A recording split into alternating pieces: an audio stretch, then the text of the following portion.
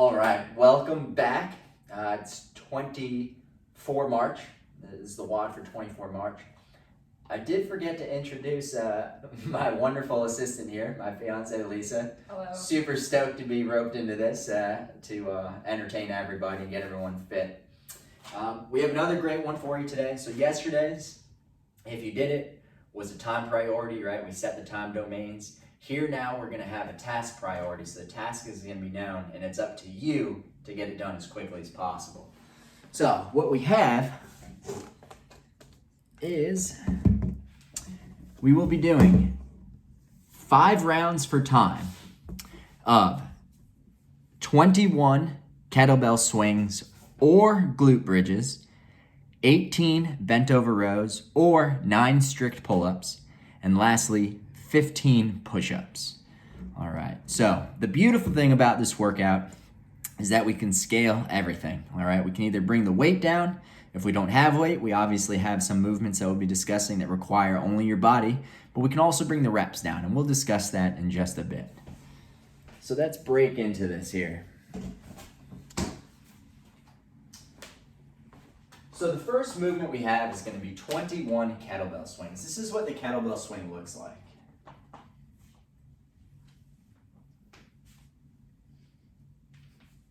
And relax. Awesome. So that's what we call the American swing. There's also the option of doing the Russian swing, which is going to require a little less range of motion and thus a little bit easier. We're going to be swinging to eye level. It looks like this. And relax. So no matter which version you choose, what we're looking for in the setup is that the feet, you can face the camera there, the feet are going to be approximately shoulder width. From here, the kettlebell is going to be set just about a foot or so in front of you. And then Lisa's going to bend over, pressing the hips back and bending at the knees, and she's going to grab the kettlebell with both hands. From here, to start the movement, she's going to swing the kettlebell back towards her to generate that initial momentum. And then she'll be squeezing her butt rapidly while driving through her legs in order to generate momentum on the kettlebell. The kettlebell swing is a hip-driven movement, all right? The hips, the glutes, the hamstrings, this is where we generate our power. These are our go muscles, okay? So one more time, we'll watch it at full speed as I talk through it. So about shoulder width stance, she'll pull the kettlebell in to generate momentum, then rapidly extends the legs in order to drive that kettlebell either to eye level or overhead. Relax. So that's the kettlebell swing. Now, if we have a weight at home, a kettlebell for example, but it's a little too heavy for 21 swings, we can always decrease the reps. None of the movements that we have today, so our 21 swings, 18 bent over rows, and 15 push-ups, should really ever have to be broken up, all right? So if we are gonna have to break these movements up and grab our legs and hang out to rest, we want to decrease those reps so that we're constantly moving. So again, if we have a weight that's a little too heavy, just tailor those reps down, maybe 12 to 15. Now, if we don't have a weight, what we'll be doing is a glute bridge. What we're looking for here is the athlete's going to be lying flat on the ground. The feet are going to be relatively closed angle. The heels are going to be closer to the butt than you'd think. And from here, we're going to squeeze the glutes. So again, we're using the posterior, our back end muscles, just like we were in the kettlebell. We're using very similar muscle groups. We're going to squeeze the glutes and drive through our heels in order to send those hips up, all right? And then the athlete should have knee, hip, and shoulder in a nice straight line with each other. And then the athlete will lower the butt back to the ground and continue through this movement for 21 reps, or whatever reps you think is reasonable to be moderately challenging, but nothing where you have to rest.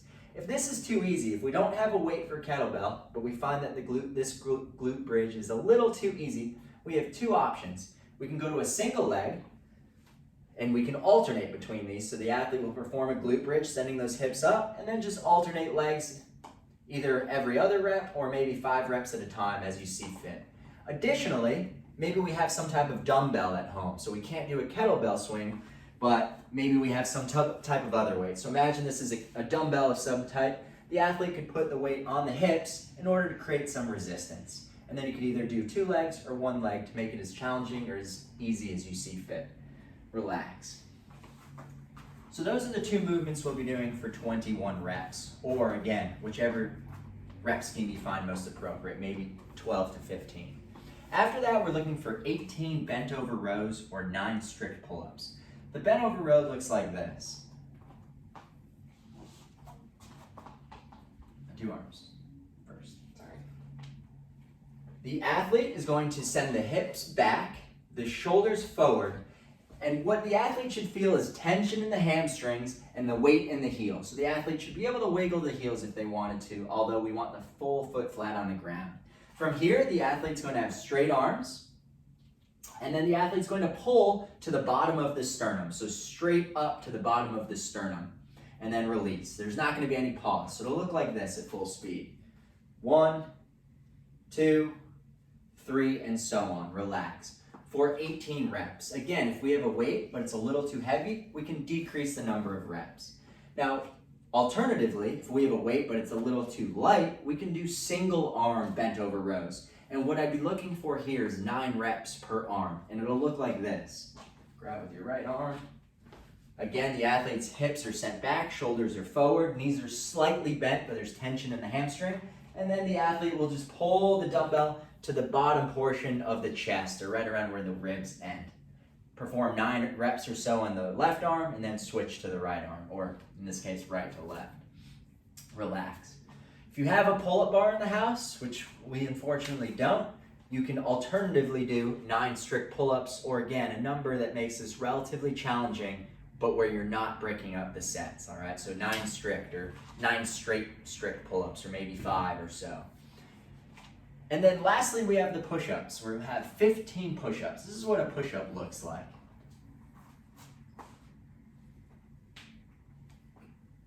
One more, and relax.